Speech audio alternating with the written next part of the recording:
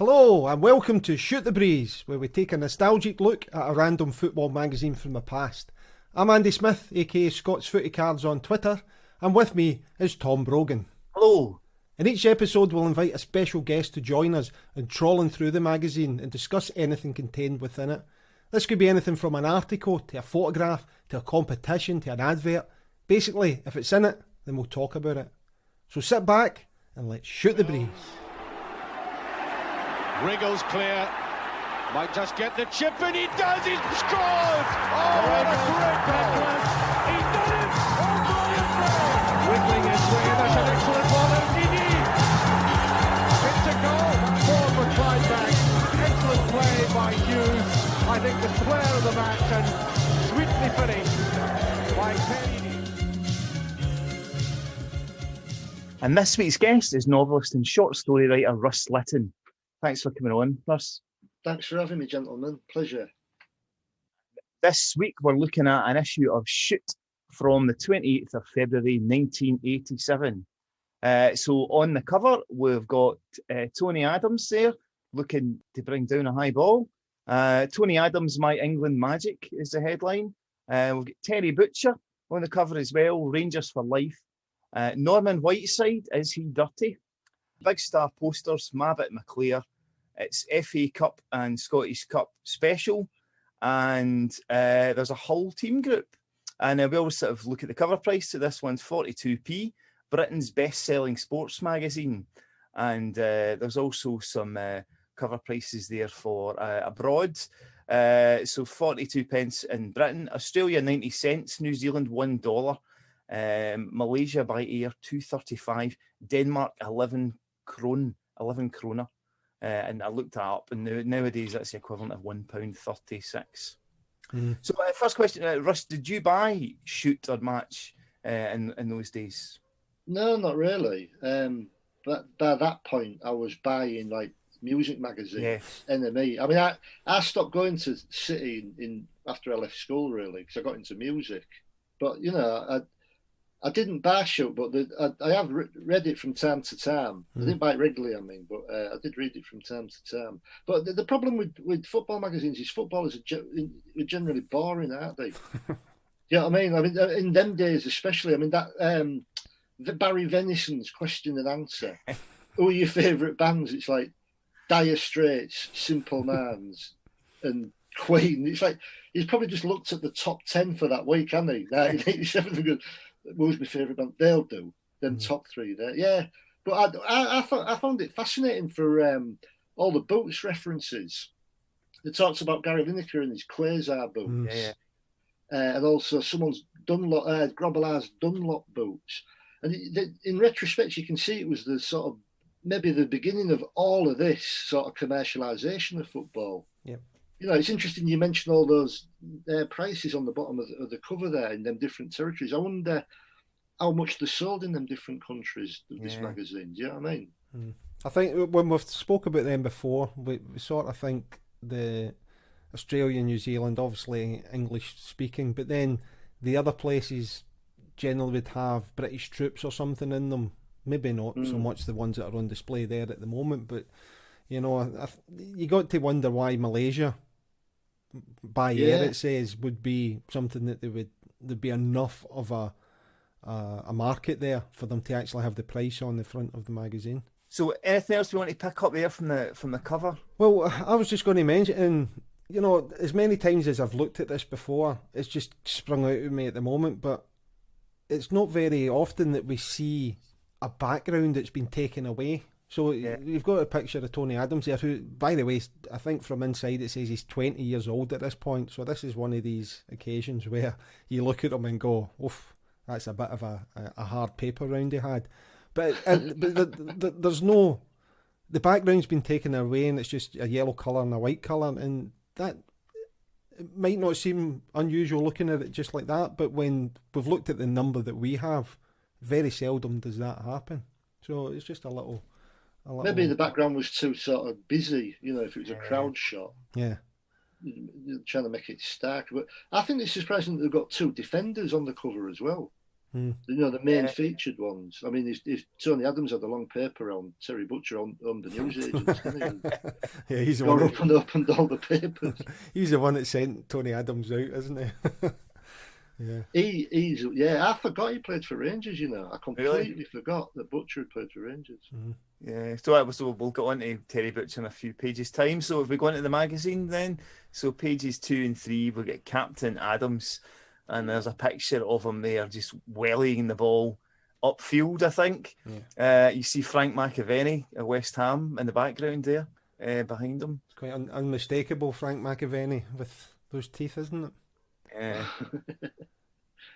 Tony Adams, I used to write a column for Dean Windus, right, for the Sport, and I asked him who was the hardest defender he played against, and he said it was Tony Adams's, but not for any sort of physical aspect of it. When he said the hardest, it was the hardest to play against, right, because he knew what I was going to do before I did.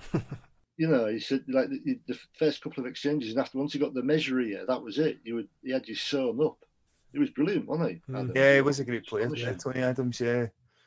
So this is when Tony's just been called into the England squad. I won't get carried away by the England call-up, explains Adams, who gains England squad recognition only 3.5 years after his Arsenal debut. It seems quicker nowadays once you establish yourself in one of the big teams. 3.5 years seems like a long time now to get a call-up.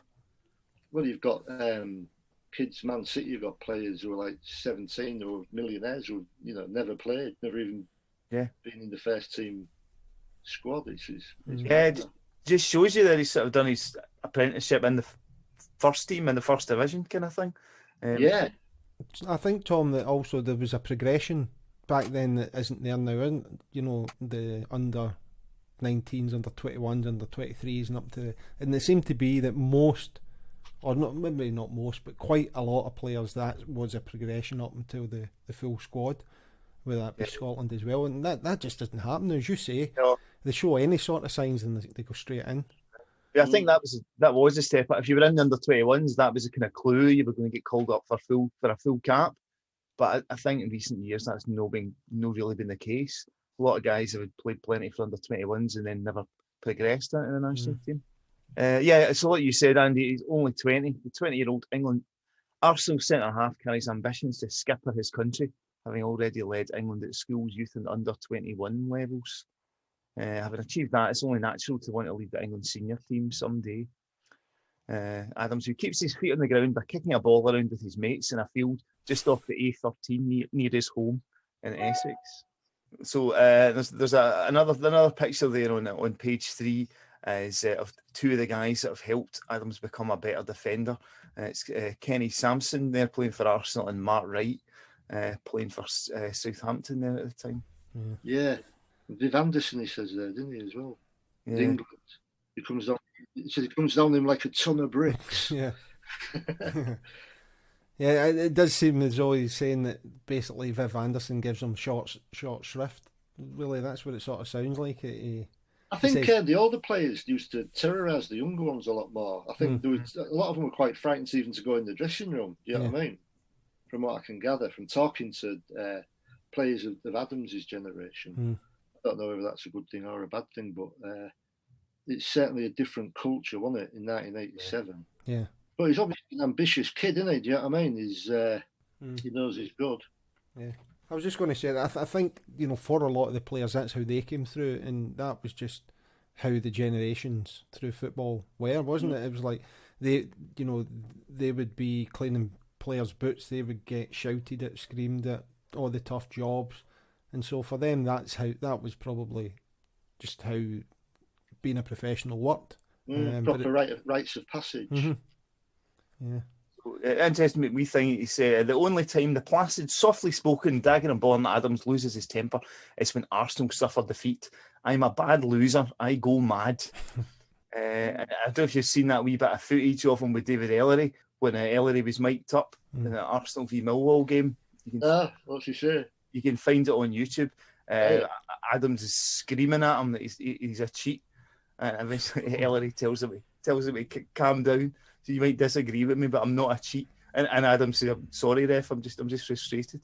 But it was for a documentary, and they'd mic'd up David Ellery, the ref, but apparently the Millwall team knew, but the Arsenal team didn't. And so the Millwall. How did that happen? How did they know? I don't know. I don't know how they knew, but it's all the Arsenal players that are doing all the shouting. But there's a nice wee bit where Adams is really losing the rag with him. Yeah, I can imagine. Yeah, Ellery, who was a headmaster, kind of calms him down in that fashion. But that's the interesting thing of watching football on the telly now when there's no crowds there. You can. You could do that sometimes at all sitting. You could go, but I think it's mic'd up refs. It's a recipe for a lot more drama, isn't it? Mm. Did you see what was that one? There's one magazine that 90s used to do what they call it, mouth reading. What the people have said, what players and managers have said, lip reading. Sorry, yeah. But making them up, it could only lead to disaster. That can. I think we've spoke about this before, haven't we, Tom? I mean, I'm a big fan of it because I think, in that example that we're talking about, and I'm sure there's another one as well, where you can hear the thought processes of the referee and the linesman and the sort of abuse that they get from players. So if that was a common thing, the players would stop it because they wouldn't want to be caught on. Yeah, you'd be embarrassed. Yeah. Well, that's some of them don't seem to care. I mean, there was West Brom's manager. He was berating the ref, wasn't he, on Match of the Day the other night. Slaven Bilic? That's the guy, yeah. Bilic, yeah. He grew a beard, hasn't he? I don't recognise him. But I think a lot of them are so comfortable with being on camera and being. I don't know whether it would have that effect that you say it would, to be honest. Mm. I think if anything, people would start playing up a bit more. You know what I mean? Trying to sort of curry favour with the audience that knew that they were listening. Yeah, I think it would stop the abuse, the serious abuse that referees obviously get. It wouldn't stop players moaning and it wouldn't stop players questioning, but just the nature of it. Yeah, I get your point that there would be players who would be playing to the crowd. But that is all part of the ongoing macho culture of football, isn't it? That football's been trying to sort of wriggle free from, since like 1987. I don't know. I mean, it's meant to be an outlet, isn't it? Sport. Yeah. Shouting and screaming and swearing. I don't think there's. Yeah, I know what you mean. Like abusing anyone is wrong for doing the job, but I don't know. It's an interesting one, really. Yeah. I think it's by nature an aggressive sport. Do you know what I mean? Hmm. Yeah, I think I'd rather have that than. I can't believe I'm putting it in this direction. I'd rather have referees mic'd up than VAR. If we had a choice between referees or VAR, the mic'd up, then I'd definitely go with that. Yeah, I don't like VAR at all. I don't like it at all. It's probably marks me out as someone with a dead old-fashioned view. Do you know what I mean? But it's a human thing. It's a human drama, an unfolding human drama. Who was it who said that, it was Clough, wasn't it, who went and said the reason football dies because you're putting too many matches on telly. People won't go. Yeah. So that's on YouTube as well. It's a really good interview, that. Maybe there's something in that. Yeah. So it's another wee bit there on Tony Adams. The two biggest influences on Adams' life have been his father Alex and Arsenal coach Terry Burton, but he has a healthy respect for Highbury manager George Graham. He's hard but fair. I owe so much to him. He offered me a 3-year contract a few weeks ago, and it's very fair.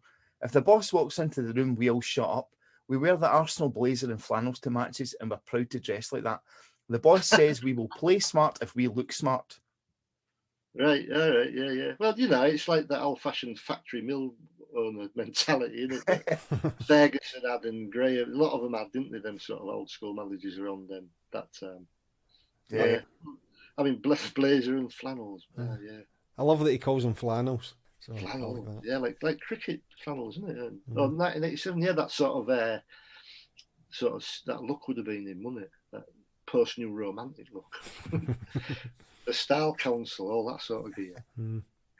So, anything else you want to say in Tony Adams before we turn the page? I just think we sort of glossed over that little bit about him still playing with his mates in the field. Yeah. And I mean, that'd be.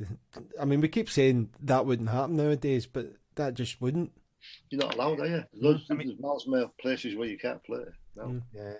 I mean, you just couldn't afford to get injured now playing with your pals on the kind of money that they're on, you know. Plus, you would get grassed in quite quickly, I think, these days as well if they were playing. Didn't Rooney used to do it? Mm. Apparently, he used to do it when he was playing for Everton, didn't he? Right. He'll go and play in the streets with his pals. Yeah, all people in bands should be buskers as well. That's the way to look at it, isn't it? Go out and busk. Yeah. Right, we turn over the page then to Terry Butcher. So Terry Butcher wrestles with a problem: Ibrox for life, and I never want to leave. Who do you chaps support then? But Andy and I are both Clydebank supporters. Right. Okay. Yeah. Who are mentioned in this article. Mm-hmm. All right. So what we're saying about Terry Butcher then, gents? So this is Terry Butcher, 6 months of his 4-year contract at Rangers. So he settled into Ibrox pretty well, and he really embraced the culture up here, which he readily admits and says he maybe get too into it up here. But it was a big. I mean, obviously he was a big part of the Soonest revolution. So Butcher coming up to Scotland was a real eye opener, because that was really Soonest's first major signing. Woods and Butcher were his first major signings, and it really made people realise that Soonest was serious about changing things up here. Right. Okay. How old was Butcher then at that point? Then how old was he? He wasn't that old. Maybe mid. So they're talking about. So his problem is, do I state? Yeah. Well, what sort of a move would have been available to him at that point? I mean, he was England captain at this point, wasn't he? So do you think he'd missed his chance to go abroad? Was he a bit, at this 1987 Butcher? I don't think so. As Tom said, I think he was probably about 26, 27, so I don't think he was that old. I think it was just, I mean, the English clubs were banned from Europe at this point, and so this was a chance for the England players to be playing in Europe with Rangers. I mean, it could have quite easily went abroad for that, and it wouldn't surprise me if there were, bids for him or there was interest for him. But he was obviously taken in with the whole Soonest loved it revolution. Yeah. Well, they're a massive club, aren't they? I mean, it must be like Roy of the Rovers sort of stuff. It's a huge stadium, isn't it? With I absolutely is, and they fill it with regularity as well.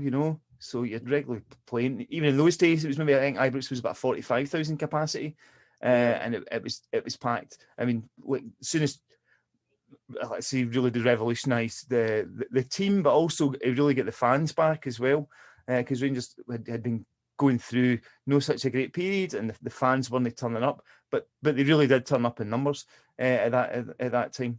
I mean, as soon as the stated intention was to win the European Cup, because obviously he came up here as a manager who'd won 3 European Cups himself, and so he was like, "There's no reason why Rangers can't win the European Cup," and the fans bought into it, and a lot of the players that come in bought into it as well. Yeah, he's somebody I've warmed to more and more over the years. Soonest, right? I mean, I think he's. I like him when I see him on the TV now. I like the way he carries himself, and I like the things he does. I think at this point it was probably, this, and we can talk about, I think 92 was it or something, 91, 92. This was probably the period that if Rangers were going to win the European Cup, that was going to be it. Around about this sort of 5-year period, and you just look at it now, and it's a way. I mean, we're talking about the Champions League, European Cup, the main one, and it's a way out of reach now, and you don't think it's ever going to be within reach of teams who have play in lesser leagues or have less revenue and things like that. So for me, that time there was a little window there where it was possible. I mean, you're saying that Soonest came here with intention, but it was definitely possible. Yeah, those little periods of sunlight. When we had ours at City in 2008, didn't and it was nice because my kid was sort of like my lad, one of my children. It was great. And his first away game was like Wembley. It's not like this all the time. He was about 9. It was great. It was a fantastic time. Yeah. That's the danger, though, isn't it, Russ? That that's what they think. Oh, it's going to be like this forever. Yeah. But I'm quite sort of getting back into going to. Well, you can't go to football now, but now we're in League One. It's reignited my interest. Strangely enough, you know what I mean? Yeah. Well, it's like I've said to Tom quite a few times. I mean, I sort of fell out of love. I've loved football, but I fell out of love watching it and going to it and things like that. And then, I mean, I live in Bartley, West Yorkshire. So I travel up to Glasgow, and the last few years I've started going up again and going to the games with Tom, things like that, to the Clydebank games. And the Clydebank were in the junior league there, which is like the non-league down here, and it's just reignited my love for going to the game again, because there's a big social aspect to it. It feels it's like it. It doesn't alienate you. Yeah. That's what you want from something like a weekly football match. I think you don't want to be alienated or commodified. You want to sort of like have as you say, a community experience. Yeah. Yeah, as you saying commodified there, I mean, you can go to a stadium with 40,000, 60,000, and you're just a little dot in amongst everybody, whereas when you go to you see lots of people you recognise, they say hello back, and it is just like a getting together with mates. Absolutely, yeah. Yeah, without a doubt. I mean, it's like big rock concerts, isn't it? You end up watching the video screen half the time. Some of these big venues, you're not really getting the tactile experience, if you will. Yeah. But I mean, the thing, what it was with me, when my son's season ticket went from, I think it was something like 60 quid a season to 400 quid in one illogical leap. Do you know what I mean? So it's like, well, that's that finished. Yeah. Well, the sort of the money aspects, but I must say with the Allens at Hull City, I've never seen people suck the joy so quickly out of a club, so viciously. It's crazy. But there you go. This happens in football as well. Yeah. Didn't happen to Terry Butcher, God bless him. Yeah. So we're just looking at a wee snippet from Terry's interview there. 3 days after captaining his country to a vital European Championship victory over Yugoslavia at Wembley, the big defender led Rangers out to face the part-timers of Clydebank at 10,000 capacity Kirby Park. That's a perfect example of what I'm trying to say. No disrespect to Clydebank, but there's a world of difference between Wembley and their place.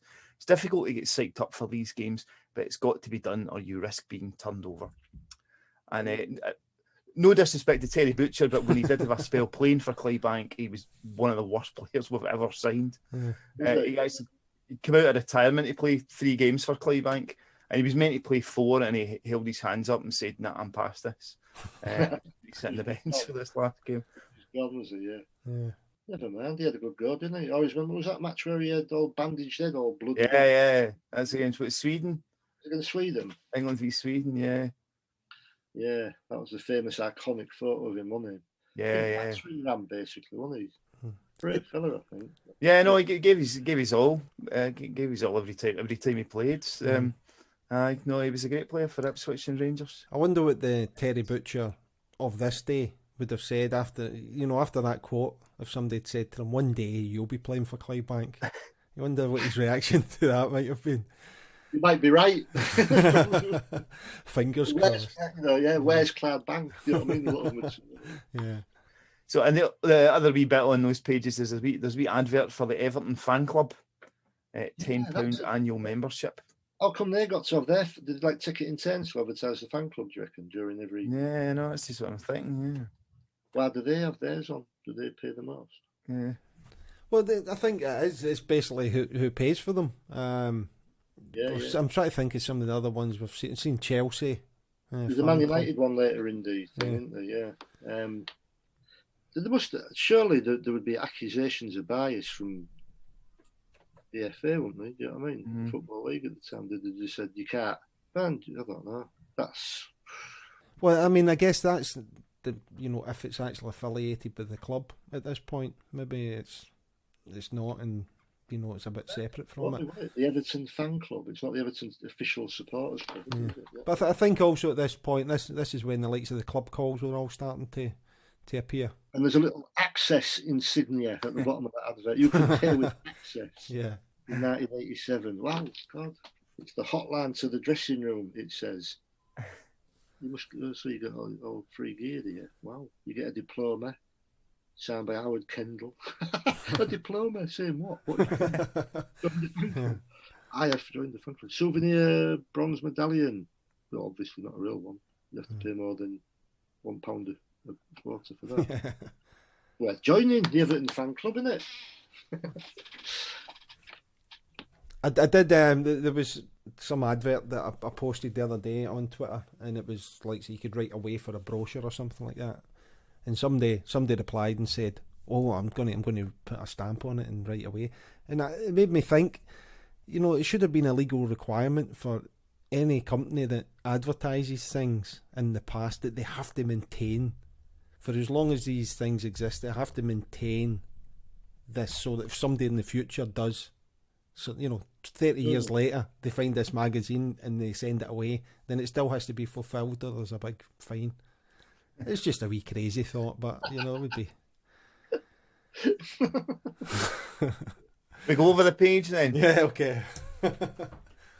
So over the page, so on the left-hand side, we've got Sturrock Struggles, and it's Paul Sturrock. There's a picture of Paul Sturrock playing for Scotland against Denmark in the 1986 World Cup.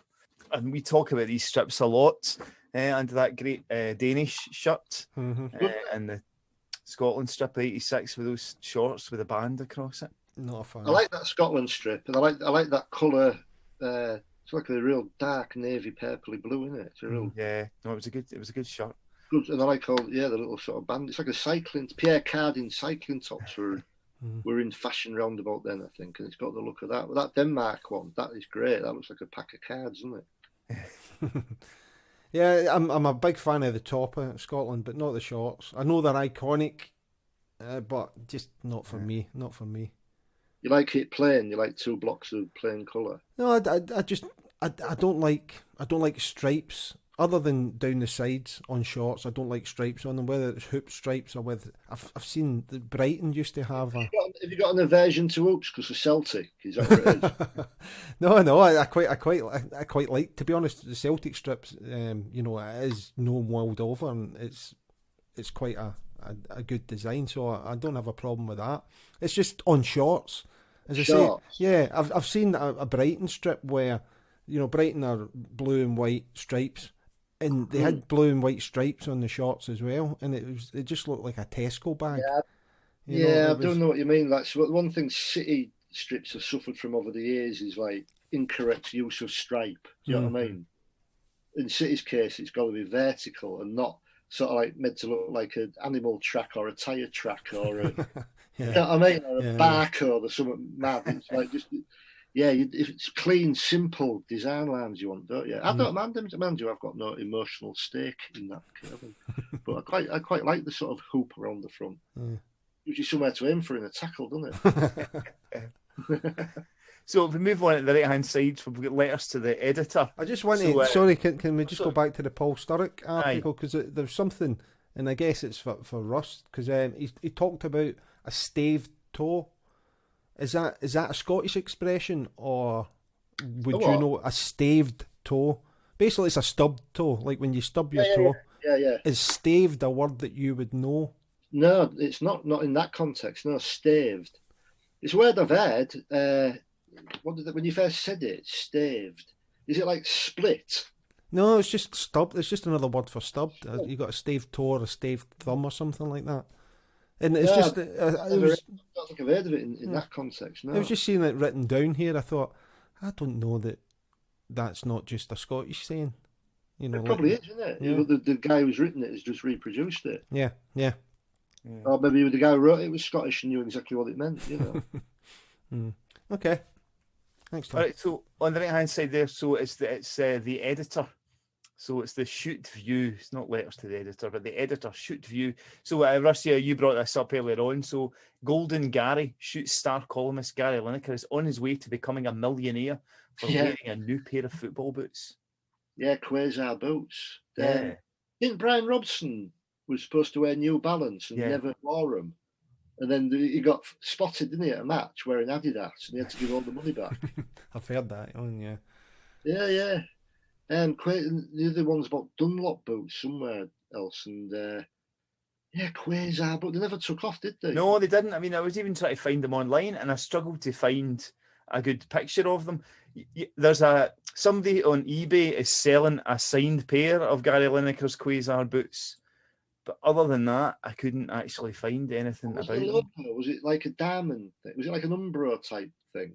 I'm trying to picture the logo of Quasar. Was it a Q? That would be the obvious thing, wasn't it? Was it like a... I think it was a wee round insignia. Yeah, it was like a football, wasn't it? Like a yin yang sort of thing. Yeah, Zen boots. That's why they never took off. Yeah. But you would have thought, obviously, Lineker was a big name at the time. You would have thought that that would have certainly gave them a good start. But yeah, so he's teamed up with Quasar chairman Everett Plater, the man who helped make Kevin Keegan a millionaire by launching Patrick boots. All right, well, Gary says the boot is all British, which has got to be good for the sports industry at home. So the Quasar, I've got quite a few. You should have given me a shout, Tom, because I've got quite a few from the magazines. The Quasar sign, it's like a broken circle. So if you take a circle, and then if you put a slice through it, and it sort of falls off a bit. So it's a Q. It's like a Q. Yeah.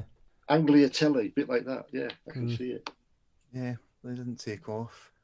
Yeah, and again, like you were saying, Russ, latest winners of Bruce's Dunlop boots. And there's the 3 winners of Dunlop boots. God, you wouldn't be seeing dead in Dunlop now. There was all. Remember Dunlop Green Flash? They were actually big round about them, weren't they? Dunlop Flares. Yeah, that was about 87, wasn't it? Yeah, I think I used to have a pair of Stanley Munichs. The football boots in the way. Yeah. I always related Dunlop to tennis more than anything else. Also, because it was tennis rackets, wasn't there, and tennis shoes and things like that. Not football. Yeah, Souness wore Dunlop boots. Souness could wear what he wanted. Yeah, pretty much. Yeah. Or a pair of clogs. So, anything else we've seen on this page? We got a cartoon, Boot Boy. Yeah, keeping the theme. Yeah, hilarious cartoon mishaps. Oh, yeah. Russ, my pet thing with these magazines is the quality of the cartoons. I'm very cynical when it comes to them, so I'm glad that you've picked it out in that sort of tone. So, yeah. Well, you can get a pen pal there, look. Oh, Nottingley as well. So Nottingley, my friend's from there. Yeah. My friend Soria. Hi, Soria. She's from Nottingley. So you could get that. Is that right? No, it's Julie Willix, 40 Wilkes, Nottingley, West Yorkshire. She's an Everton fan. She wants to hear from readers. How old will she be now? She'll be late 40s, won't she? Mm-hmm. Yeah. I wonder if I might write to her. Actually, in an older magazine, I was looking through one of the pen pals, and I was like, I recognise that. And the person only lives about 3 minutes away from my house now. And it's like no, I can't turn up on the doorstep, can I? That's just. Should have just wrote letters from across the street. But my friend had a pen pal, and she got bored of writing to her, so I got her mother to write to her, telling her she died. Which was about 11. Yeah. So we get over the page again. Yep. To Brian Robson. Brian Robson, United for Europe. So first thing you know there is that photograph on that page. So there he's wearing his New Balance boots there. Yeah. But they made sure that went in, didn't they? So I picture Man United in their white kit, white shirt, black shorts, white socks, playing against Nottingham Forest. So in Man United, you've got Brian Robson at the front, and behind him we've got Frank Stapleton and Norman Whiteside. And in Forest, you've got Neil Webb and Gary Birtles. And both Webb and Birtles, of course, had spells playing for Manchester United. Man United wearing the classic Sharp sponsored shirt, and Forest wearing, I think, the less remembered Home Ales sponsored kit. You don't think, you think of Forest sponsors, I think Wrangler or Panasonic. Yeah. I don't think of Home, or Skoll maybe. Oh, yeah, Skoll, yeah, I forgot about that, yeah. But not so much Home Ales. So at this time, Alex Ferguson is planning a clear-out. Brian Robson saying it would not surprise me if Manchester United's manager Alex Ferguson launches the biggest clear-out of players seen at Old Trafford for a long time. He wants us to win so much and simply can't understand why such a potentially strong squad of players is not putting the results together. So, yeah, interesting. He did as well, didn't he have a big clear out? Yeah. As I remember. Was it then, or was it before that happened? When did he just become manager there? Was it? November in 1986. He became manager, Got rid of them all apart from McGrath, didn't he? And a couple of the drinkers mainly, wasn't it? Yeah, well, I think he held on to Robson, but he shot at, well, Norman Whiteside and Paul McGrath eventually moved on, but Robson stayed. But yeah, that was a big drinking culture. There's a programme, I think it's on the BBC iPlayer, actually, a Northern Irish programme, The Sport and Life. There's an interview with Norman Whiteside where he talks about that, that eventually Ferguson just moved them on, identified the drinkers and moved a couple of them on. Yeah, broke up the party. Yeah. But Robson was the only one who could actually do it, wasn't he? He could drink, apparently. He had that sort of constitution. But didn't they used to give him like Guinness and raw eggs when he was first at the boarding house because he was that little? He was like a real little slip of a lad, wasn't he? And they used to build him up with sherry and raw eggs and Guinness. So maybe that's how it started. Yeah. I think maybe later in the magazine, I'm sure there's an article that mentions 4 or 5 of the players that he's let go. Right. So I think we'll maybe get to that. So he says nobody's safe in our lineup, and that includes me. We're all terribly disappointed as we have blown out of all competitions. Rarely has the Manchester United team ducked out of the trophies so early. The boss is not at all happy, and who can blame him? But I don't agree with Peter Barnes' outburst against Manchester United on his arrival at Main Road. He made Alex Ferguson sound like some barrack room lawyer who shouts and bawls at players for the sake of it. I would agree that Alex has a go more than any manager I have known in the game. No matter how big the name is, he will speak his mind if he wants to make a point. And he says, the difference between what I think and what Peter Barnes is putting about is that, in my opinion, Alex Ferguson does not shout for the sake of it. So, yeah, definitely a manager, I think, that developed that phrase of throwing teacups about in the dressing room at half time. Well, I'll tell you what, the only time I've ever been in the same room as Alex Ferguson was at this dinner for sports writers I went to once. And it was the year that City went up, and every manager there was a manager that had won something. Pulis was there, Moyes was there, Ferguson was there, and there was this guy from a non-league club. I can't remember the name of the club. Someone like Northwich Victoria or someone like that. And they also had the turn at speaking in the course. Alex Ferguson speaks at the end, and he said, and this kid had got up, this coach, and he'd made this speech about, God, I never thought that my team would be in the same room as these people. Do you know what I mean? These giants of the game. And Ferguson got up at the end and went, right, I just, blah, blah, blah. I told a story about the European Cup. I think it was the year they'd won it. And then he says, Roy, he was called Roy, this guy says, Roy, he says, what we'll do, he says, I listened to what you said. It really touched me. He said, we'll come and play you. I'll play Ronaldo, Rooney, all of them. We'll come to your ground and play you in the pre-season friendly. Keep all the money. Do you know what I mean? He was. I thought, wow, whatever he's like, or whatever, that night he went up in my estimation. That guy. Yeah. I think he was well known for doing that, for taking strong teams up to testimonials when clubs asked him to take a Man United team up. He would go out his way to make sure it was a good team that he took. At the point of saying it, it was great. It was really good. But yeah, I mean, he sort of, that's how he ruled that club, wasn't it? He sort of, it was a bit his way or the highway, wasn't it? With him. Yeah. Worked, didn't it? Yeah, it certainly seemed to, yeah. Yeah, but not an easy start. We spoke about this before, but not an easy start for him, which I don't think you would get now. You see the way Manchester United have went through managers since he left. Yeah, madness. And how much they've all spent. Yeah, but he was the last one that was allowed to have a few years of no success to actually build. Yeah. Again, I'll use my band analogy. It's like bands. They used to get signed up and like not make any money till the third record. Yeah.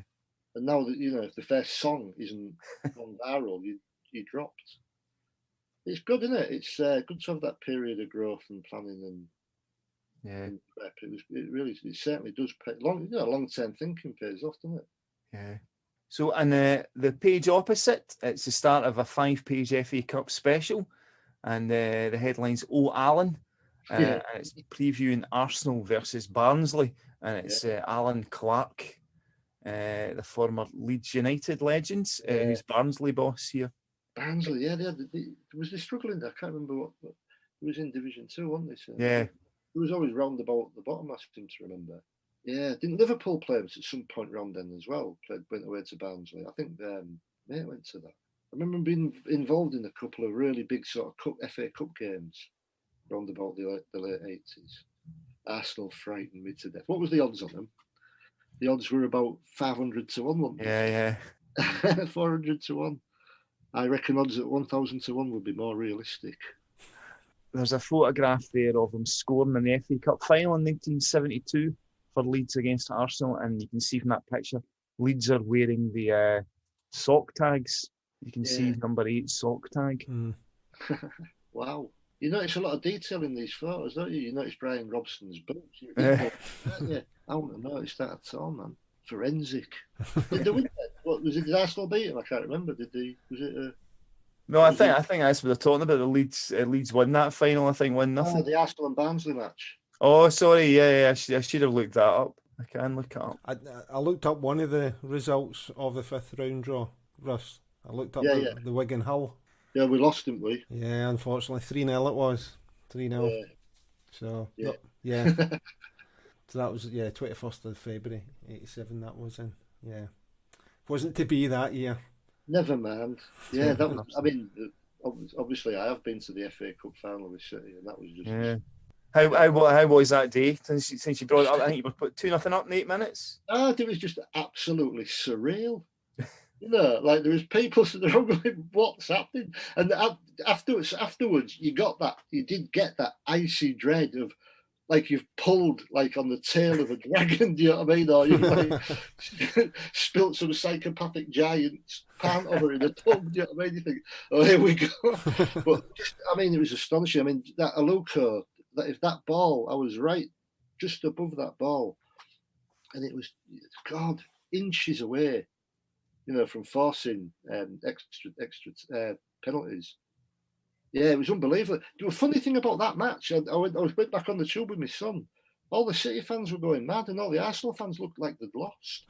It looked really forlorn on the tubes, like even to the point where I said to them, "What is wrong with you? You've just won the FA Cup." Yeah, I mean, why I'm happy? Why aren't you? It was really strange. It was great. It was a great day. Never forget it. Did you feel you'd maybe just gone ahead too early? Was there a sense of about to come back? Yeah, I mean, there was a point where Alex Bruce had it. I think Gibbs headed it off the line from Alex Bruce, and I think if that had gone in, I don't think I think they'd have thrown their hand in.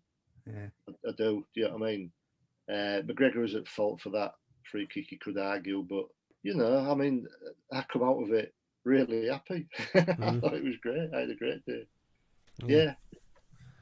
Well, you're saying then about the Arsenal fans looked as though they lost, and I guess it's to a degree it's that entitlement of larger clubs, isn't it? Without a doubt. They want to win. I mean, God, it wasn't that enough for them, man. It was not all of them, but a fair portion of them. I think you can become sort of like too accustomed to that level of success, really. Yeah. It's like spoiled, isn't it? It's just, where's the fun in it? Yeah. I like when Hull City were in the Premier League, I used to, I love it. I used to love the days out and all that. But the thing is, I'd rather be striving for something than worried about losing something, And I always enjoyed the Championship seasons a lot better because you're trying to get somewhere. Yeah.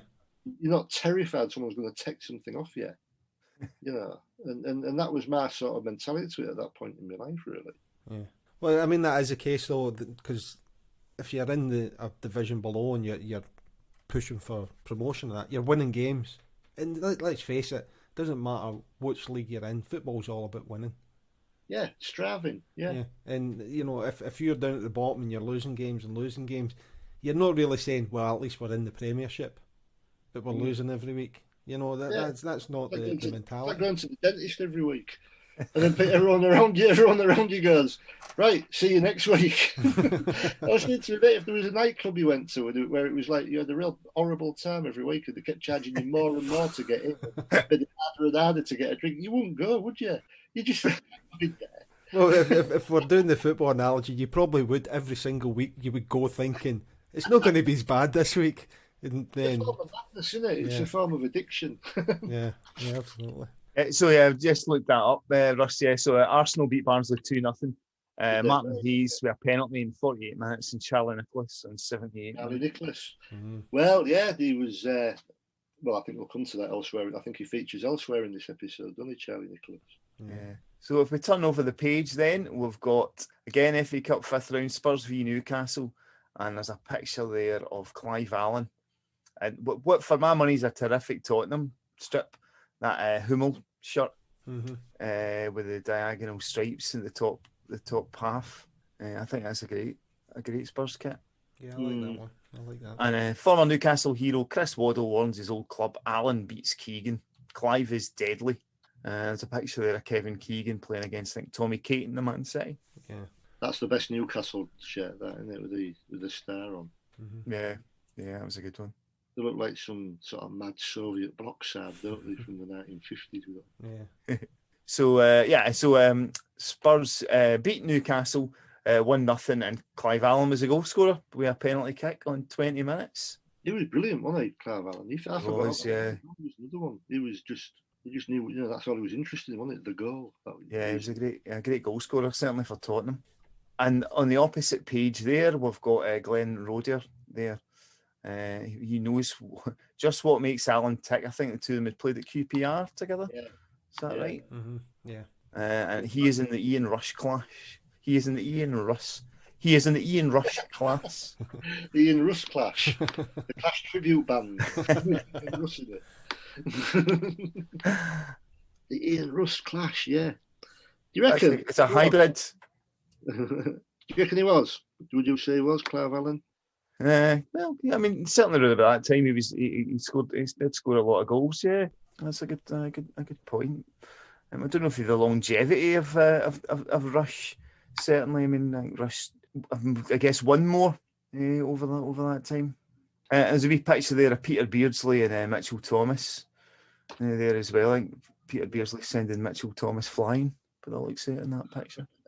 Yeah, man. Yeah. The Glen Roder in the Newcastle strip there, obviously, that's the one. I think we looked at that badge pretty recently. It's the letters NUFC, and it's sort of in the style of the Leeds United from the 70s. Yeah. Where it's a sort of balloon sort of thing. Yeah. And obviously, Glen Roder's shirt's got a different sponsor on it. Greenall's is a sponsor, as opposed. So it's something that happened in those days. It doesn't happen now. That you would change your sponsor but no change your shirt. Nowadays, absolutely, you get a new sponsor, you're getting a new shirt as well. It's all part of the commodification of it, isn't it? You get like how many districts have they got now? They've got like first, third, and an alternate. I thought that's what the change strip was. It's just a way of extracting more and more cash out. Yeah, of course it is. Some of these shirts are really beautiful design, and I think it all went a bit. You captured it in this issue of, before it all went a bit weird in the early 90s, didn't it? When it was all TV squiggles and that Shrewsbury kit that looked like a distorted telly, But I think these nice, clean, classic designs are just bang on. Yeah, for me, the 80s is the best period of football strips. Yeah. Because it was just these designs coming in, pinstripes and the shadow stripes and all that kind of thing. Yeah. For me, the 80s is the best time for football kits. Anything else to say then about Clive Allen and Glenn Roder before we move on? Glenn Roder was one of them footballers that looked more at home like he'd being a chemist or something like that. He does, yeah. There's a certain sort of like football, like managers. Southgate as well. You wouldn't have thought he was a footballer. You thought he was a teaching assistant or something, wouldn't you? Terry Butcher couldn't have done anything other than be a footballer. It doesn't look very athletic, does he? He doesn't. He looks. I don't know. Like he's been picked last, doesn't he? Yeah. All right, so we're turning over the page then for more FA Cup. So it's Dave Besant, the Wimbledon goalkeeper, and the headline is "Thugs, Yes We Are." This is previewing the Wimbledon v Everton game. There's a great picture there of Vinnie Jones and an unnamed opponent there, jousting in mid-air for the ball. That's a brilliant photo, that, isn't it? They look like something from The Matrix, don't they? I noticed in the article it refers to him as Vince Jones. But yeah, so it's a previewing the Wimbledon v Everton game, which was a live game on the Sunday 22nd of February 1987. And yeah, Dave Besant believes viewers who tune in to BBC One this Sunday afternoon are in for a pleasant surprise. The Don Skipper knows only too well that TV will try to contrast the style of his own team and their fifth-round FA Cup opponents at Everton. It's not something that worries the extrovert 27-year-old who jokes, Wimbledon have been labelled a team of thugs and long ball merchants, and I suppose we are. This match is being billed as brawn against brain, he says. But a lot of people who expect to see kick and rush stuff will be surprised by how much football we play. Yeah, but they did, to be fair to them, didn't they? Yeah. They could do it, couldn't they? They could play football. Yeah. I mean, it's one of these, they played to their strengths, and boy, did they. That's exactly what they did. And Have you ever read a book called These Feet? No. It's astonishing. It's not only one of the best book I've ever read about football. It's one of the best books I've ever read about the English psyche, and it talks about this sort of emphasis on physical exertion that emerged around in the times of like public schools in the 19th century. You know, where boys on the football pitch were all as small as they were put on a full-size pitch and told to wear themselves out, lump it up to the big lad up front. You know. And that became ingrained in the English psyche, this idea of the luxury player. It's a very English thing. And it was like, and this guy notes, this David Winner in this book, he notes that any player with any flair had to go abroad. You know, like Hoddle, Gascoigne, Waddle, you know, they all had to go, anyone with any amount of flair had to flee the country because we insisted upon this physical exertion aspect of the game. You see Rodriguez's stats, his sprints, it's like passes, touches, this, that, the other, assists, goals, sprints, nil. Yeah. And Wimbledon were the other side of that coin, weren't they? You know what I mean? Yeah. No, it's a good point, because after the era before the Hoddle, you had guys like Tony Curry and Frank Worthington and Stan Bowles who got a handful of 15 England caps between them or something like that, and they were like Rodney Marsh, some of the most talented players around. But yeah, you're right. England couldn't find a place for them. Footballers don't understand. It's like, well, surely you pick your best players. Mm-hmm. I mean, the whole idea of this book, These Feet, is like, why haven't England won a World Cup since 1966 when they constantly go on about how they invented the game? You know, what is it in the England? And it's really interesting. One of the points it makes is that English football only never lives in the present. It only lives in the past or the future. They're either harking back to this mythical golden age or the building for this super team that's going to dominate some competition in 8 years' time. They never, ever just be in the moment with their team selection. And the result of that, you know, combined with this sort of thugs, yes, we are. Jesus Christ, man. What a thing to put. Like, yeah, it's an English thing, isn't it, to be proud of that. It's no surprise you see it written in the magazine in 1987. I got when you're talking about the skillful players having to flee the country, I just got this visual of pitchforks and torches, you know, chasing them down Dover way and say, get out of here. Yeah. Like your that. fancy turns. Yeah. So that game finished Wimbledon 3, Everton 1. Everton took the lead through Paul Wilkinson in the 4th minute, and Wimbledon. Glyn Hodges just before half time, and then John Fashanu and Andy Sayer scored the goals to put Wimbledon into the next round. And down at the bottom there, we've got Peter Reid, who's saying Sinkum Sharpie. Graham Sharp, yeah. Yeah. Who was a great striker for Everton. Didn't quite do it in a Scotland shirt, but it was a great partnership with Andy Gray. Why didn't he do it in the Scotland shirt, don't you think? I don't know, to be honest. Yeah, a lot of guys like Brian McClare maybe wasn't as prolific playing for Scotland as he was playing for Celtic and Manchester United. You know, I mean, certainly everybody will say Kenny Dalglish never done it for Scotland, and he's an all-time record goal scorer. You know, yeah. But for some reason it never really sort of come off for Graham Sharp playing for Scotland. He found the system that suited him maybe at Everton, didn't he? At Everton, yeah, but he was a great striker for Everton, great servant for Everton as well. He was, yeah. Yeah, they love him, don't they, over there? Yeah, absolutely. Sinkum Sharpie with Peter Reid. Anything to say, Andy, there on the Peter Reeds and Graham Sharp? It sounds familiar, the Peter Reid thing.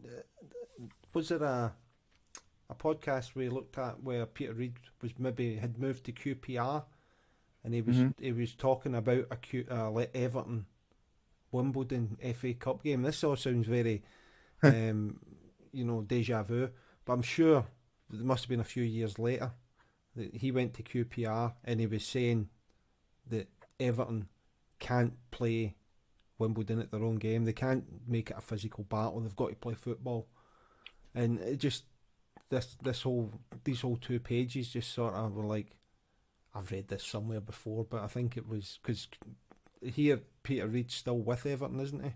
I'm sure he's still with Everton in this. So it must have been a year or 2 later.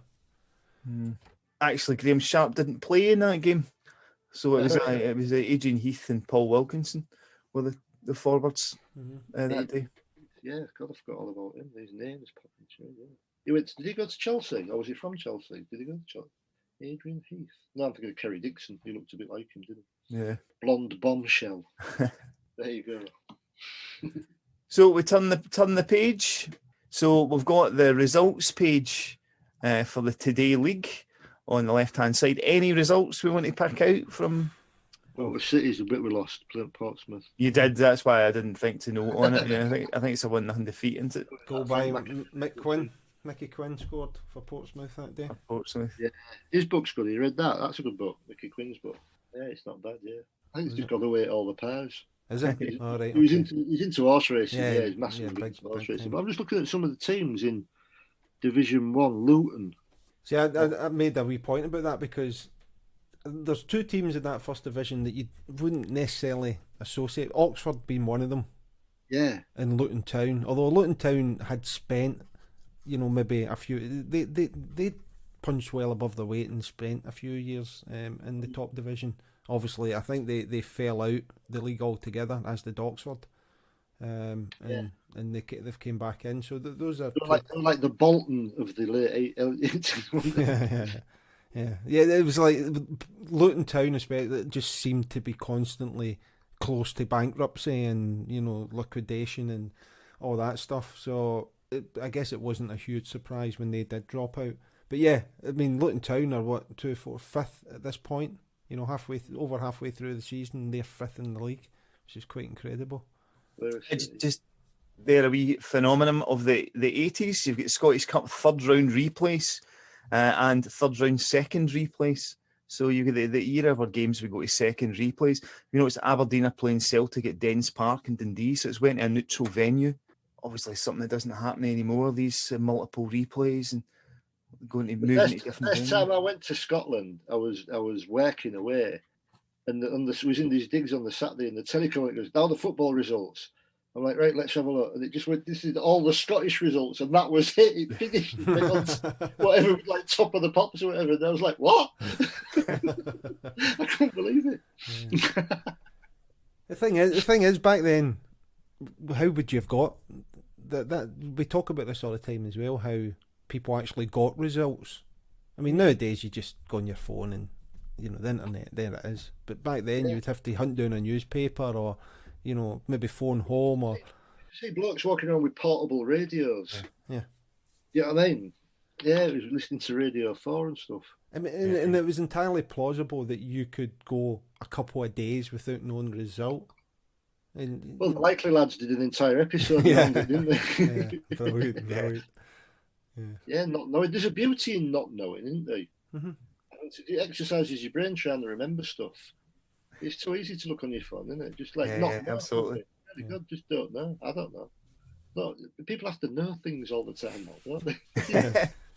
Well, I talk about. I've mentioned this before as well, and if you had a pub argument or an argument with your friends or your family or something like that about maybe an old footballer or something, what you had to do is you would have to write into the newspaper or some other radio station or that, and they would have a section, Ask Sam or something, and if you were lucky and they picked your letter, then you'd maybe get a response back in the newspaper about 4 or 6 weeks later on, and you might not see that because by that point you've probably forgotten you've even asked the question. And it's like, but nowadays you just go straight onto Google while you're still talking. They go, no, right, he was right. Things like that. And there's it's brilliant in many ways, but like you said, there's something about having to earn the knowledge, to find it out for yourself that gets it's lost. Good, isn't it? Yeah. The journey can be enriching too, can't it? Just fast tracking everything just can't be good for your noggin, can it? Well, I find that when we're prepping these magazines, and I'm sure you're the same, Tom. Sometimes you go off in just a little line, and it takes you off down this little well of that you didn't expect to be, and you get all this great information and knowledge and funny facts and things like that. And it's like I'd never have found that out unless I'd read through this and thought, I want to learn more. There's a lot to be said for that. Without a doubt, man. So on page 15, we've got Cloughie speaking his mind, so the regular Brian Clough column, and he's talking about Trevor Francis, and the headline is "Try Plymouth, Trevor." So at this time, it looked as if Trevor Francis was ending his stay in Italy. He was with Sampdoria, and at this point, he was with Atalanta. And the rumours were he was coming back to England, and Clough was suggesting that he go back to his hometown to play for Plymouth Argyle. Yeah, I thought he should have been homeward bound, and I literally mean home 12 months earlier. Any thoughts on Brian Clough, Russ? I think Brian Clough is venerated, and I've got a bit of an issue with what he did to Justin Fashanu. Yeah, absolutely. I didn't think that was a nice thing to do at all, and all these man of the people shtick and this, that, and the other. I mean, it was what he achieved was amazing and fantastic, and that was, arguably a minor thing and maybe a product of the times and etc. But it still rankles with me. Do you know what I mean? I'm not particularly a fan of coarseness, to be quite honest with you. Do you know what I mean in that respect? It's funny, isn't it? I mean, try Plymouth, Trevor. It's like he's his dad, isn't it? You know what I mean? Try Plymouth. Go home, Trevor. Go home, young man. Yeah, it's an act, isn't it? It was. I think it wore off a little bit, really, for me. Yeah. I think you're right. Yeah. Last time I saw Trevor was at an Inland Revenue tribunal when he turned up wearing a fur coat that would have covered a king-size bed. Silly lad. There was no chance of him pleading poverty with that. Game, set, and match to the taxman. Put your money under the mattress, innit, Brian? Bless him. No, I don't want to diss Brian Clough at all, but that did always sort of rankle with me. But I think his books were great, and he obviously knew how to play football the right way, didn't he? Or to set up a football team the right way, because them teams were fantastic. Yeah. I just want to draw attention to a picture of Ron Atkinson. I know you're going to do this anyway, but it's just my eyes drawn repeatedly to the Sonny Ron. There's a picture of Ron looking like, I don't know, the man from Del Monte. It's black and white, but it's glowing. Yeah, so Cloughie's talking about Ron Atkinson's sunbed tan there. Sonny Ron. Good God, that's great. I love it. That's my favourite page of the magazine, that. We move on then. Vauxhall Conference. Yeah, GM Vauxhall Conference latest. So bet on Borough. So it's about Scarborough sitting proudly on top of Scarborough, and the bookies who set pre-season odds of 50-1 against the club lifting the title are now more than a little worried. So it was Neil Warnock that was the manager of Scarborough. Yeah, another thing I'd forgotten about till I read this. The thing you sent. It's I forgot completely he was up there. God, he must have managed more clubs than Gary Player. Who's this? And Ray McHale. Yeah. Ray McHale. I know nothing about Scarborough, I'm afraid. They did well one year, I remember, round about then, didn't they? Yeah, well, Scarborough, I think this was it. They were the first team to get promoted out of the conference and into the Football League after they stopped that re-election on. That was always the case in Division 4. And Scarborough won that league and got promotion. Apparently, Neil Warnock was also a chiropodist, and he was still working as a chiropodist at the time. And Cess Pod says he was Bradford City's record appearance holder. He's retired, but Warnock had lured them back with the promise he would look at his feet every day in his capacity as a choreographer. Could have helped Paul Sturrock out with his staved toe. He could have done. Could have just run Warnock up if he'd have known. He obviously didn't read Shoot magazine. Yeah. Interesting thing to note there is that picture of Ray McHale where he's wearing, I think it's a Sheffield United shirt. He's wearing a kind of unusual Sheffield United shirt there with the 3 vertical stripes, but it looks like it's a club crest. I think repeated multiple times down the stripes. Is it a Sheffield United top, that? I think so. I think that's an old Yeah, Sheffield it does. United. It looks like the blades. The badges, the blades across, doesn't it? You can see, So that's a Hobbit. Is it the Manufacturer? the kit maker there? Oh, sorry? Hobbit. Hobbot. Hobbit. Oh, wow. Because who was the team that we looked at recently that did that, and we mentioned that they also did the Sheffield United top as well. Can't remember if it was Portsmouth or something like that. But yeah, Hobbit. And at the bottom there, we've got Bruce's boots. Are they Here's slow this week's chance. I wonder how much money Dunlop has spent with Shoot this week. It must be quite a bit. Bruce. I wonder how much Bruce got out the deal he'd have got. He'd have been well. Yeah. So you've got to send your answers directly to Bruce Grobbelaar at Shoot Magazine. Let's write to him. What's his address? To address it to Bruce Grobbelaar. Yeah. To me, Bruce. That looks like the work of Steve McGarry there as well for the Bruce's. No, drawing. possibly if that's a drawing, yeah. Is that a drawing? Yeah, it's a stippled effect that Steve talks about. The same as Charlie Nicholas across the page. Oh yeah, the Charlie Nicholas one definitely is a You Steve see it McGarry. there when it's blown up that bigger, can't you? The Charlie Nicholas one. Good, isn't it? I was just going to mention, just before we move on to Charlie, there is down the left-hand side there, this summer join Yorkshire Television Soccer Academy and meet world-class soccer stars Kevin Keegan, Billy Bremner, Pat Jennings and Jack Charlton. And it's coaching by Don Revie and his team of qualified FA coaches. That's pretty much top drawer players and coaching there. Absolutely. So that was through Yorkshire Television. How much was that then, does it say? Just send me details of the 1987 Yorkshire Television Soccer Academy, so it doesn't actually... I guess you find it out once you get the brochure through. I love the way they lay these ads out. Like, it gives you all the blurb. Then it goes, stars, friendship, competition, achievements. Like someone sat down and gone, what 4 words can we put in there?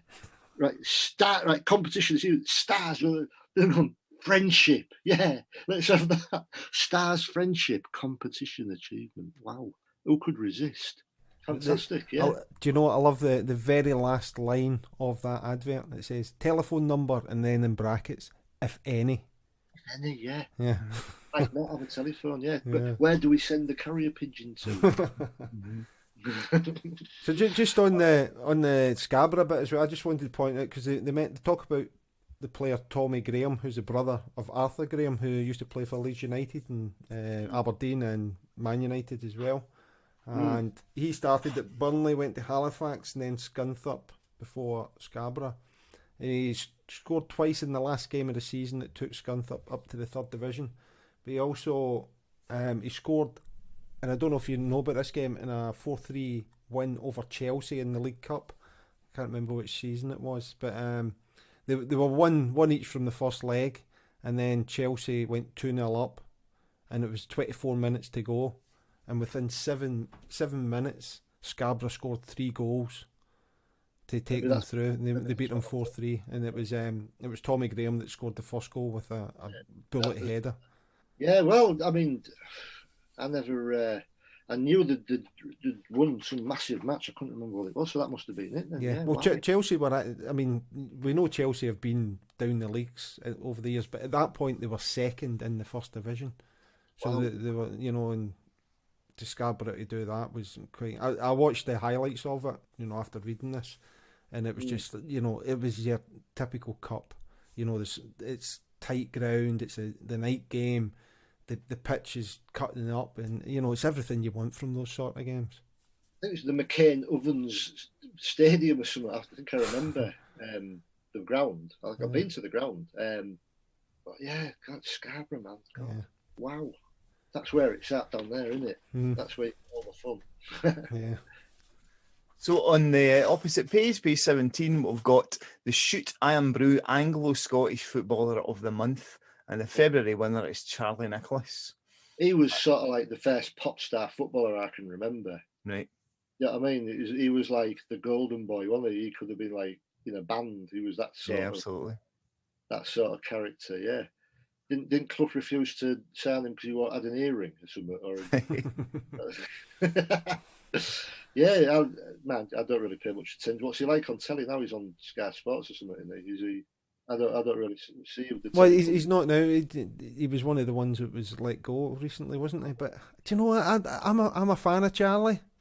You know, he comes out with some stupid stuff, but so do a lot of people. But I like him. I like Charlie. I thought it was great. I loved watching him play. You know what I mean? He was like rock star footballer, like Ginola, that sort of thing. You know what I mean? Wow, you were watching someone who could really play football. Yeah. Yeah. Good him there as well. Is that lad who you say did that one with Grobbelaar? Yeah, it's good stuff. That.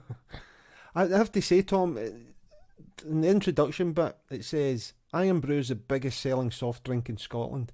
They have decided to form a positive link with football, as opposed to what? I mean, what's... Yeah. They thought about forming a negative link. Was there a negative link with Iron Brew and football? Maybe Buckfast or something like that is, there's a negative. But no, it just seems a strange wording of things. Yeah, form a positive link with football. So launch a new award, right? Okay, the Iron Brew Award, brilliant. So you'll receive a year's supply of Iron Brew. A year's supply. Oh, that's only if you win the Player of the Year. So the monthly receive a month's supply. So what is a year's supply of Iron Brew? Is that like, supposing you drink like 10 bottles a day? I mean, that's right. Do you know, I once did a tour of Scotland. I was in a band. I did a tour of Scotland with Tennant. I'll just quickly tell you this. And it was 6 venues across Scotland. And they said you get 2 cases of Tennant's lager at every venue.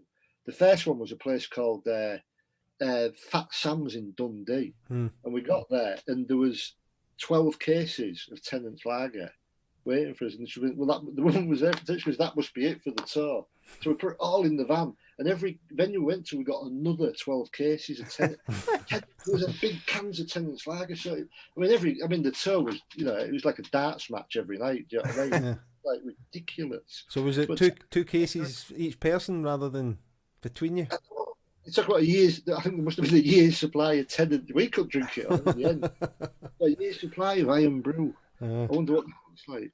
A major trophy. You get a major trophy as opposed to a minor trophy. There's a wee picture there of last month's winner, who was Tottenham captain Richard Gough, receiving the trophy from Mr. Chris Riley. I thought that was Lou Macari. It looks like Lou Macari, doesn't it? That's it. Chris Riley, manager of AG Bars, Walthamstow branch. So, interesting wee fact about Iron Brew. Apparently, the 2 people that know the secret formula aren't allowed to fly in the same plane together. Yeah, it makes sense, doesn't it? Yeah. What do you think's in it then? No, I don't know. The distinctive taste, isn't it? Very. Yeah. Well, that's the thing. You're trying to explain what it tastes like. You can't even begin. It's like, what does it taste like? I don't know. Iron Brew. It's just, that's what it tastes like. All on its own, isn't it? It has got that sort of metallic taste to it, though. Is that where the name comes from? Yeah, I think there was iron was quite in the early recipes of it. It was quite prominent. It is a nice taste, isn't it? It's seductive. Oh, I love it. I don't drink too. I don't drink too much pop or that. I say pop. I'm going to get a hard time for calling it pop. Ginger. We call it ginger. So I don't drink too much ginger anyway. So right. I like it when it's real flat.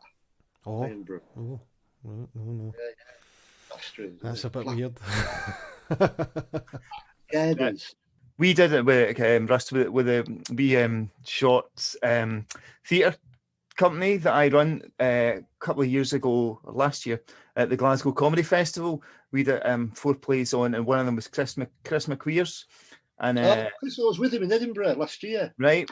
Chris is great. Chris. Yeah. Brilliant. So his play was called The Last Can, and it was about sort of nuclear apocalypse, and there was only 1 can of Iron Brew left, and it was this couple that were bickering over who got to drink the last can because they changed the recipe of Iron Brew recently. And I'd said to Chris, why don't you contact Iron Brew and see if we can get some sponsorship deals so they can give us some, Iron Brew or money or something. And he did, and they got back to him and said, we don't want to be associated with the old recipe. So with the old recipe. They're not going to be associated with the old recipe, are they? People aren't going to care about that. They're just going to have the name on it. Oh man, these people are mad, aren't they? For a second there, I thought you were going to say they didn't want to be associated with a nuclear holocaust, and that the answer you gave there was worse. Yeah, what's worse, nuclear holocaust or the old restaurant? Oh, loyalty. So so Chris was the first guest we had on. He's a magical person, Chris. He's a really lovely fella. He really is. I love him. Yeah, he's a lovely guy. Yeah. Right, Andy, we turn over the page. What have we got next? We've got Just Jim. So Jimmy Greaves' letter page. We'll just pick out a couple of the letters here for Jimmy Greaves. So we've got Magic Woods. So it's a letter about Chris Woods at Rangers. Congratulations to Rangers goalkeeper Chris Woods and his British record shutout. His game has obviously improved since coming to Scotland. And that's from Scott Monroe of New Elgin. Chris below is having an excellent season, although I have to say that it must be easier to set up goalkeeping records in Scotland than in the First Division, says Jimmy. He can't help himself, can he? Jimmy Greaves just can't help himself having a wee dig. Listen, none of these letters are real. None of these letters are real. The editor has written them and made up names purely to provoke Jim. Like, let me read this. It's called King Mick. This is a letter apparently sent into Shoot magazine. Mick Mills is doing a wonderful job at Stoke. At the start of the season, they were bottom of the second division, but now they're good bets for promotion, says Colin Pheasant. Who, in the right mind, sits down and writes a letter like that, puts it in an envelope and posts it? I know, I'll tell them this. Let me state the absolute blindingly, mundanely obvious and expect you to print it in your magazine. It's just an excuse to talk about King Mick, isn't it? Nobody's written a letter like that to a magazine. Really? Come on. They're all wanting that £10 star letter price. That's what it is. It's for the £10. I mean, £10 will sort you out for the next couple of years worth of Shoot magazine. It really will. Yeah. It really will. I won £1 from Crazy Comic magazine when I was about 8, and £1. Wow! I bought a rabbit with it. A rabbit. See, with £10, you could join the Everton fan club. You could join all of them, couldn't you? You could join 10 of them. You can support 10 teams in Division 1. Well, you go for 9 and you buy a rabbit as well, I think. Yeah, and call it Jim. Just Jim. Like he's like a cheeky knockabout cartoon character, isn't he? Can I pick out the Wally of the week here? Yeah, sure. Because it annoys me. So it's the Jamie Hampson of Girton in Cambridge says, my dad says all the best dribblers have small feet. Is this true? And he just goes on a ramble because it makes no sense. He says, yes, because the best dribblers I know are babies. But it's pretty silly to suggest that Maradona is so good because he hasn't got giant-sized plates. And Terry Butcher wouldn't be able to stand up if he were only size 5s. It's like, I sort of know what he's saying, which is probably no is a short answer, but he just goes off on one and it's like, listen, I used to do this for a living. I used to write this drivel for football. He doesn't write this. Somebody rings him up and goes, Jim, what do you think to whoever this is? Who is it? What do you to Kenny? He's a bit of a arsey get, isn't he? Jim would be like, yeah, whoever he is, that playing golf or whatever, he'll just fire some salvos out. And this is the creation of some sort of person, on the pittance, trying to make the way in the world and publishing. But these are letters, and this isn't him. Do you know what I mean? Yeah. It's just pushing this persona of him, I can't believe he said that. Yeah. Go on, Jim, say something outrageous. Yeah, it's mad, isn't it? Yeah. Highly entertaining, though. And a nice cartoon, yet again, of Jim. Yeah. So at the page opposite him, to get to say about Beat the Clock, which is the quiz page. Yeah. To be honest, I wouldn't spend too much time on this, even when I was wee. It wasn't really. Well, we've got apps nowadays, haven't we? Mm-hmm. Frank's Wembley Way. Spot the Ball was good, though. I did like that. Yeah. Spot the Ball was brilliant. That did call for a bit of following the R line. Yeah. Well, there's this joke about like you get a pin and you just keep putting it in all different places, and as soon as you hear the psss, then that's where the ball is. Brilliant. Yeah, I used to like that. Spot the ball. Yeah. Yeah. We won't do the quiz, shall we? Let's move on. Now let's turn over the page. Oh, yeah, So we're going to jump from the back page into the middle. Oh, there they are. Yeah. Yeah. Look at was Keith Edwards? He wasn't there, was he? Keith Edwards in the 80s being transferred between us and Sheffield United. This was the team just after. My sort of team was just before this. Billy Whitehurst and that. I think he'd gone back then, Billy Whitehurst. So can you take us through this Hull City team a wee bit then, Russ? I remember Alex Dyer up front. Is Alex Dyer there? No, it's not, is he? No. There's Alex Dyer. Brian Orton. Well, like I said, it was just after we was going to be promoted. I think it was down to us or Sheffield United. It came on to this night match in Burnley. I think we lost 3-2. It was. I think that was the closest we'd come to any sort of success. And at this period, this team were sort of like making. I think they ended up in this year round about just avoiding going down, and that seemed to set the sort of trend. We were sort of just past its peak. So I mean, I used to love somebody like Stan McEwen. He was like dead ball expert. I ended up working with Stan in local radio years later, and he was a lovely guy. Do you know what I mean? And it's like being able to quiz him about all these players was great. Gareth Roberts, brilliant art on sleeve type player. Loved him. They were good. They were all right. You know, I thought Alex Dyer. Where is he? He's not in here, is he? Alex Dyer was great. I thought him and Frankie Bunn up front. That kit's horrible, isn't it? Yeah, I was going to ask you what you thought of that kit. Any reason for the flashes of red on it? Unnecessary use of red. Don't know. I can't remember us ever doing that again. Having them bits. It was like Watford, doesn't it? It sort of puts me in mind of like Bradford Bulls or something. Yeah, maybe that's it. RL sort of vibe going on. Who else is in this team? Gary Swan. So at this season, Hull were 20th in Division 2 on the 25th of April after they lost 2-0 to Bradford. But then they went on to win 3 and draw 1 of their last 4 games, finishing with a 3-0 win over Crystal Palace on the 9th of May, and they finished 14th in the table. So they were 14th, but they were only 5 points. This I was going to point this out earlier on. Between like 6th position and bottom place, there wasn't a huge amount of points. You know, it was probably 11 points, 12 points between, you know, the third bottom and 5th top or something like that. So it was a very tight league. I think we beat Leeds twice this season. I think we beat them. One of the few sort of games I went to around about then, I think, was against Leeds. I think we beat them. I think it was 3-1 or something. Although I just remember Dyer scoring. Look at him with his tinted shades on, his tinted glasses. Yeah. Jeff Radcliffe, physio. Yeah. He looks like a Radio 1 DJ. It looks like Steve Wright. Yeah, so he's got the beard and the tinted glasses. The mullet. All right, Gary Swan. Yeah. So also in the front row there, you've got Andy Payton, and that was his first season. He only made 2 substitute appearances that year. First season. Where did he go to Newcastle, Andy Payton? Can't mind if he was at Newcastle. He certainly came up. He was at Middlesbrough. Yeah. Was it somewhere up there? Yeah. He came up to Celtic for a while. He's not too bad at Celtic actually. Yeah, 92, 93. I think 36 games, 15 goals.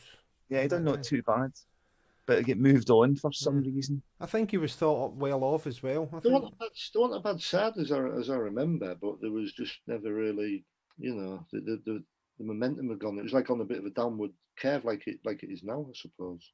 Richard Johnson, yeah. And the top row there was Pearson, Laurie Pearson. I've played football with him over the years. Oh, yeah, played football with him down Wakefield. Not for a few years now though, but he's certainly not got as much hair as that these days. I don't think he's got any.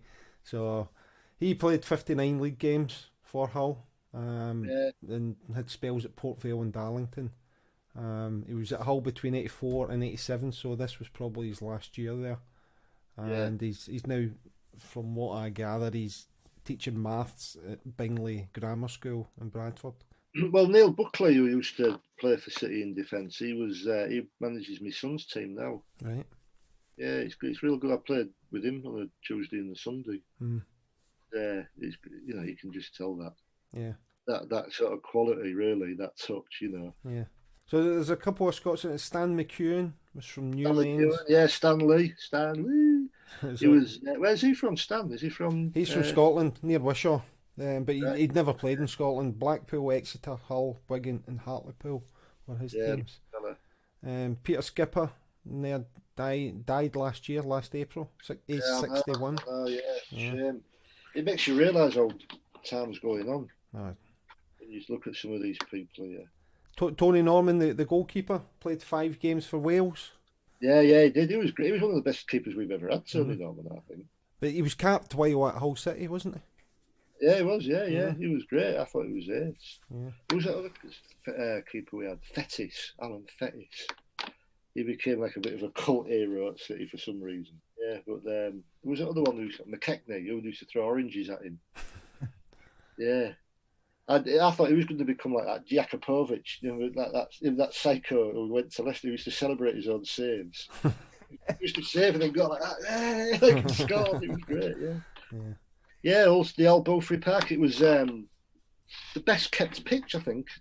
Someone was saying the groundsman used to win awards every year for quality of his pitch. Well, interestingly, if you look at the back of the photograph there, you can see the fencing, the perimeter fencing up, which was a sign of the times, wasn't it? Well, I mean, one of the reasons I stopped going was all the hooliganism. Do you know what I mean? I was never a fan of chasing people about or being chased. Do you know what I mean? Yeah, I mean, do you think they'll ever bring back terracing? I think the safe standing, isn't it, is probably going to be certainly in the top divisions. It will be that'll be the only option, I think. Yeah. Yeah, I know it's a cliche to talk about it now, but it did become really sanitised, didn't it? Really, football. But yeah, it's nothing. I mean, Christ Almighty, Hull City. It's been a thankless task supporting them largely throughout. You know what I mean? Or being interested, or taking an interest. At times you think, why? But it's there, isn't it? It's your local side. Yeah. You want them to do well. It's your area. They're representing you. Yeah. Yeah, and do you find that, is there a sort of local pride? Are most football fans there Hull fans, or are there people that? No, I mean, growing up, I mean, the thing as far as football, it's always been a massive rugby league town as well. Yeah. So there's 3 professional teams. There's like Hull FC, Hull KR, the rugby league sides, and then Hull City. And because Hull City didn't really have a lot of sort of success in the 80s. My generation growing up, there was a lot of Leeds fans, a lot of Man U have always been massively supported in Hull for some reason. I don't know why. And it wasn't just the sort of glory hunting thing, blah blah blah. There was a lot of on Orchard Park Estate. There was a lot of kids who supported Man United, but there was always this hardcore that went to Hull City. But a lot of kids used to go to rugby and football. Right. Saturdays and Sundays. It was on different days, but I think. When it sort of coincided with us being in the Premier League, it was becoming city of culture, and you just see how important it is to have a successful football club in a city rather than the rugby league thing. Because if you're in the Premier League, it attracts students to the university. I met kids who come because they'd seen us on telly, and we were the second favourite team in the Premier League and blah blah blah, and it does lift the profile of the city massively. So I think people did have a pride in that, a renewed pride. But being an Hull City supporter, you're sort of conditioned to expect the worst. I think it was always a bit sort of mad. I enjoyed it, loved it being in the Premier League, but I just want to get rid of the owners now. They just ruined it for me and for lots of people. So many people I know don't go now. And it's purely down to the owners, the current owners, and the way they've carried on. We've come to the end of part 1 of our podcast with Russ Litten. Join us next week for part 2, where we will look at the second half of the magazine and talk more about Russ and his work. Until the next time, let's shoot the breeze.